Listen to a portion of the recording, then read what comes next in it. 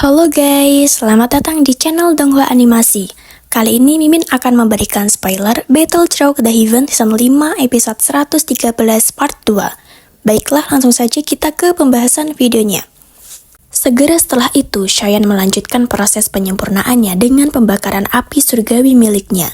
Setelah beberapa saat tanpa diduga, terbentuklah benih bodhisattva berwarna hijau. Cheyenne pun terkejut melihatnya. Benih bodhisattva adalah sesuatu yang berasal dari pohon bodhisattva kuno. Namun, harta langka ini sama langkanya dengan hati bodhisattva. Biasanya, itu akan berubah menjadi bubuk dalam sekejap setelah jatuh dari pohon kuno bodhisattva. Sangat sulit bagi orang luar untuk mendapatkannya. Legenda mengatakan bahwa seseorang akan dapat merasakan keberadaan hati bodhisattva dengan memperoleh air liur transformasi tubuh bodhisattva memang benar adanya. Namun, air liur transformasi tubuh bodhisattva dalam legenda seharusnya berarti benih bodhisattva. Hanya dengan mendapatkan benih bodhisattva, seseorang akan mendapatkan kesempatan untuk merasakan hati bodhisattva yang legendaris. Cheyenne tentu saja sangat bahagia mendapatkan harta tersebut. Segera dia memasukkannya ke dalam cincin penyimpanannya. Proses Xiao Yishan dalam pemurnian tubuh racun menyedihkan terus saja berlanjut. Xiao Yishan masih merasakan kesakitan pemurnian dalam penggabungan semua bahan obat tersebut ke dalam tubuhnya. Cheyenne berkata, "Sungguh layak menjadi air liur transformasi tubuh bodhisattva." Kegembiraan melintas di wajah Cheyenne saat dia merasakan kekuatan hidup dengan cepat memancar dari tubuh Xiao Yishan. Efektivitas air liur transformasi tubuh bodhisattva telah melampaui harapannya. Selanjutnya adalah menyelesaikan kekuatan racun yang menyedihkan. Cheyenne terus saja melakukan penyempurnaan. Energi racun juga menguap sangat banyak. Segera Cheyenne memberikan perintah, "Xiao Yishan, edarkan daucimu dan tekan gas beracun. Ubah menjadi pil poison." Xiao Yishan buru-buru mengedarkan daucinya dan mengikuti metode yang dijelaskan oleh Cheyenne dari metode pil poison. Dia segera bertahap mulai menekan gas beracun yang kuat. Di bawah kendali Xiao Yishan, spiral gas beracun ini mulai menuju ke inti monster yang terletak di tengah. Inti monster juga menekan gas beracun dalam upaya untuk menahan kerasukan. Gas beracun dan semua kekuatan bertabrakan dengan energi yang sangat besar. Namun itu semua dapat dikendalikan inti monster dan efek air liur bodhisattva sebelumnya. Cheyenne yang merasakannya bersyukur dan merasa lega di hatinya. Segera kelelahan muncul pada Cheyenne. Setelah itu, dia pingsan karena kelelahan. Segalanya tampak berjalan lancar. Saat ini, yang perlu dia lakukan hanyalah menunggu Xiao Yishan menyerap semua gas racun yang menyedihkan. Setelah pil poison terbentuk, gas racun yang menyedihkan akan sepenuhnya berada di bawah kendali Xiao Yishan. Itu tidak akan lagi meletus tanpa alasan. Sudah bertahun-tahun sejak dia membuat janjinya kepada Xiao Yishan. Sekarang akhirnya Cheyenne memenuhinya. Sementara itu di aula lebah sungai es, seseorang yang duduk di singgasana es yaitu Bing He berkata dengan marah kepada Tianzi, "Kamu pergi dengan 54 orang, namun kamu adalah satu-satunya yang telah kembali. Tianzi, apakah ini tanggung jawab yang telah kamu bawa kembali?" Tianzi menjawab dengan ketakutan, "Kepala lembah, semua masalah ini tidak ada hubungannya dengan bawahan ini. Semua itu karena ada kesalahan dalam laporannya. Ada seorang elit Daozun di kelompok itu. Bawahan ini bisa dianggap beruntung karena berhasil melarikan diri dan kembali kali ini." "Daozun? Daozun bintang berapa?" tanya Bing He 9. Tianzi menjawab, "Dia seharusnya hanya menjadi Daozun bintang 1. Kalau tidak, bawahan ini tidak akan bisa lepas dari tangannya." Tidak heran dia mampu mengubah kondisi Tianzi menjadi sengsara. Dia adalah bintang Daozun, ucap salah satu tetua di samping kepala lembah. Bing He menjawab, "Hanya Daozun bintang 1 ya. Yang mulia, ini harus mendapatkan tubuh racun yang menyedihkan. Jika itu adalah bintang 1 Daozun, dia tidak memiliki kualifikasi untuk melepaskan diri yang mulia. Tahukah kamu kemana tujuan kelompok itu?" Tianzi menggelengkan kepalanya karena malu saat mendengar pertanyaannya. Dia hampir tidak punya waktu untuk melarikan diri. Di mana dia bisa menemukan waktu untuk memikirkan keberadaan orang-orang itu? Bing He sangatlah marah melihat Tianzi menggelengkan kepalanya. "Bing Zunze, tidak perlu marah. Kami sadar dia di mana kelompok itu. Sosok hitam segera muncul saat dia mulai berbicara. Bing He segera berkata, "Hall of Soul, kamu benar-benar telah datang ke lembah sungai esku. Sungguh tamu yang langka." Orang dari Hall of Soul terus menjawab, "Ada seseorang di dalam kelompok itu yang menjadi target dari Hall of Soul kita. Karena kita memiliki tujuan yang sama, kita mungkin bisa bekerja sama kali ini." Apa yang Bing Junzi pikirkan? Bing He menjawab, "Tubuh racun yang menyedihkan adalah milik lembah sungai es milikku.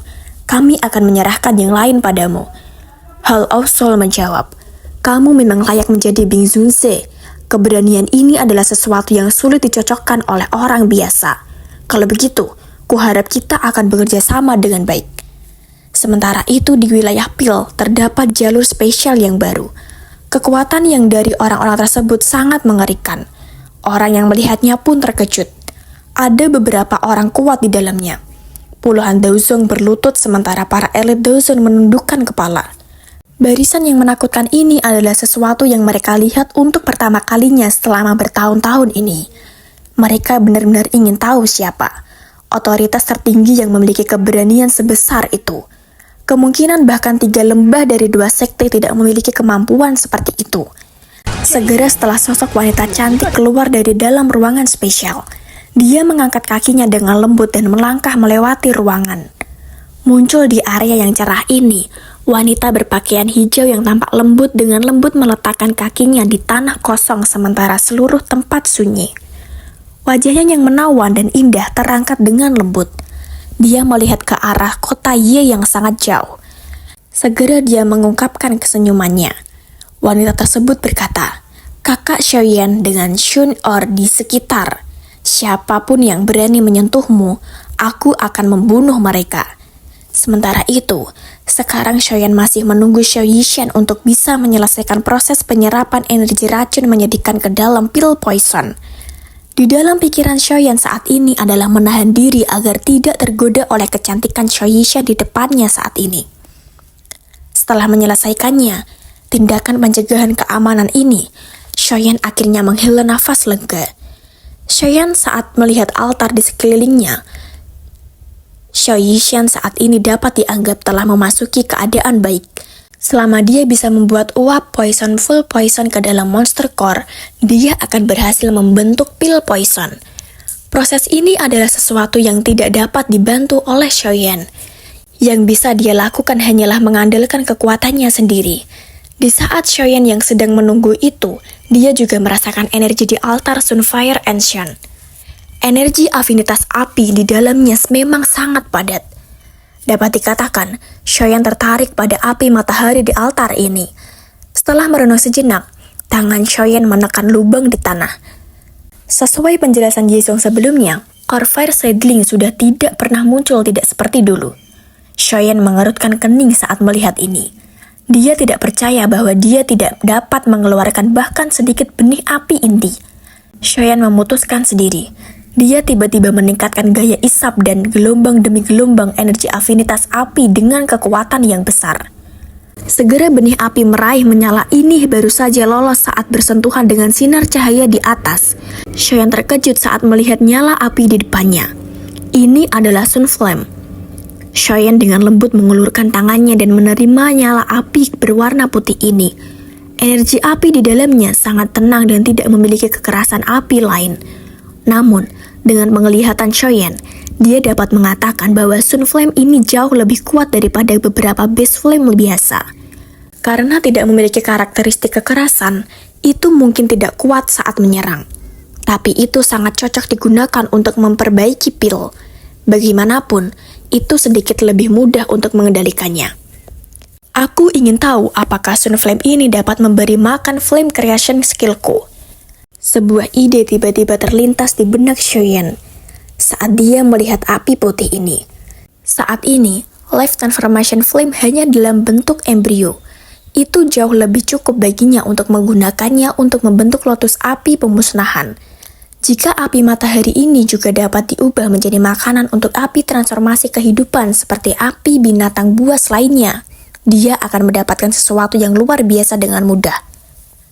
Segera Cheyenne mulai menyempurnakan benih Sunflame dengan inti api Glacius Lotus Heart Flame miliknya. Ketika Sunflame bergabung dengan benih api, Cheyenne dapat dengan jelas merasakan benih api itu berkembang secara signifikan. Jenis pembekakan ini jauh lebih besar daripada saat dia menyerap beberapa base flame biasa. Cheyenne sangat bahagia saat dia merasakan efek unik dari Sunflame ini. Sunflame ini tidak sesulit untuk dijinakkan sebagai base flame. Itu juga sangat mudah untuk memperbaikinya. Jika ada sejumlah besar, itu mungkin untuk menumbuhkan benih api transformasi kehidupan ini. Bagaimanapun, hal ini sangat menguntungkan Cheyenne saat menggunakan Annihilatus Lotus Heart Flame di masa depan. Hingga akhirnya Cheyenne benar-benar menghabiskan semua benih Sunflame yang ada di tempatnya tersebut. Segera spiritual Cheyenne memeriksa keadaan di dalam altar tersebut. Kekuatan spiritual Cheyenne segera merasakan panas yang luar biasa setelah memasuki lubang di tanah. Meskipun kekuatan spiritualnya dilindungi oleh api surgawi, dia masih merasakan sedikit pusing. Ternyata, terdapat racun api di bagian dalam lubang ini. Apalagi racun api semacam ini bahkan mampu mengikis jiwa seseorang. Tepat ketika Cheyenne mau kembali, dia melihat sesuatu. Segera dia mendekati tempat tersebut dan berkata, "Sungguh energi afinitas api yang mengejutkan. Tidak heran jika lubang tanah ini tidak lagi menghasilkan bibit api inti. Mereka semua telah dibongkar di tempat ini." Cheyenne berpikir energi yang terkandung di dalamnya terlalu liar dan keras. Jika dia menyentuhnya sedikit saja, yang lain juga akan bereaksi. Jika dia ceroboh, kemungkinan kekuatan spiritual ini tidak akan bisa melarikan diri dari lubang di tanah ini. Akhirnya, dia memutuskan untuk tidak menanggungnya. Tepat ketika dia hendak berbalik dan pergi, bagaimanapun, dia tiba-tiba melihat sesuatu lagi. Itu adalah sejenis manik energi yang terbentuk dari energi esensi yang ditemukan jauh di bawah tanah setelah bertahun-tahun yang tak terhitung jumlahnya. Manik-manik semacam ini mengandung energi yang sangat besar dan kuat di dalamnya. Ada desas-desus bahwa beberapa pil obat tingkat 8 atau bahkan tingkat 9 akan menggunakan manik api inti yang legendaris ini. Itu merujuk semacam metode pemurnian yang aneh untuk menyempurnakan Corbat. Jika penyempurnaannya berhasil, itu akan berakhir dengan membentuk Core Lightning Bolt. Benda ini tidak bisa dikonsumsi oleh seseorang, tetapi ia memiliki kekuatan yang sangat menakutkan. Bahkan seorang Elite Dozen setidaknya akan menderita luka serius bahkan jika mereka tidak mati. Cheyenne secara tidak sengaja menemukan penyempurnaan dari Core Lightning Bolt ini saat mencari melalui resep obat yang ditinggalkan Yolau. Dia mengingatnya karena kekuatannya yang mengejutkan. Secara tiba-tiba di Center Plains, Cheyenne berpikir untuk membuatnya. Namun, dia hanya bisa menempatkan pemikiran ini di dalam hatinya karena kesulitan menemukan Corbat. Dia tidak pernah menyangka bahwa dia akan diberkati hari ini. Jika aku bisa mendapatkannya, itu akan menjadi semacam kartu truf yang mematikan, ucap Cheyenne. Segera dia mengeluarkan kekuatannya di tubuh spiritual tersebut untuk mengejar dan menangkap inti manik tersebut dengan kecepatan Cheyenne. Setelah Cheyenne mendapatkan inti manik tersebut, terdapat beberapa fakta yang cukup mengejutkan, yaitu inti manik tersebut ternyata menciptakan Sunflame yang baru secara terus-menerus. Corbat ini tidak menyerap Core Fire Seedling dalam jumlah yang tidak diketahui selama bertahun-tahun. Itulah mengapa ia bereaksi seperti itu setelah bersentuhan dengan sinar matahari. Itu terjadi berubah menjadi sumber Sunflame ini. Dengan kata lain, selama energi di dalam inti manik ini tidak habis, itu akan dapat terus-menerus menciptakan Sunflame. Cheyenne sangatlah bahagia mendapatkan harta karun seperti ini. Segera Cheyenne bersiap ke metode pelatihan. Setelah dia melirik Xiao Yishan yang masih tidak bergerak menyelesaikan metode pil poison dengan aman. Kemudian Cheyenne mulai menyerap Sunflame yang dibuat oleh Corbat. Dengan Corbat, penguatan Life Transformation Flame hanya masalah waktu. Seluruh pikiran Cheyenne difokuskan untuk menyerap Sunflame selama hari-hari berikutnya. Dalam waktu tersebut, api transformasi kehidupan di dalam tubuh dengan cepat diperkuat dengan cepat. 3 hari berlalu dalam sekejap selama pelatihan ini. Sementara itu di luar kota Ye, beberapa orang dari lembah sungai es datang untuk membalas dendam untuk menangkap Xiao Yishan. Selain itu, di kelompok tersebut juga terdapat beberapa orang dari Hall of Soul yang bekerja sama dengan lembah sungai es untuk menangkap Cheyenne. Aura dingin dan salju mulai terasa di kota Y akibat kedatangan mereka. Beberapa percakapan orang-orang yang melihatnya kaget. Ini semua orang dari lembah sungai es. Mengapa mereka datang ke kota Y?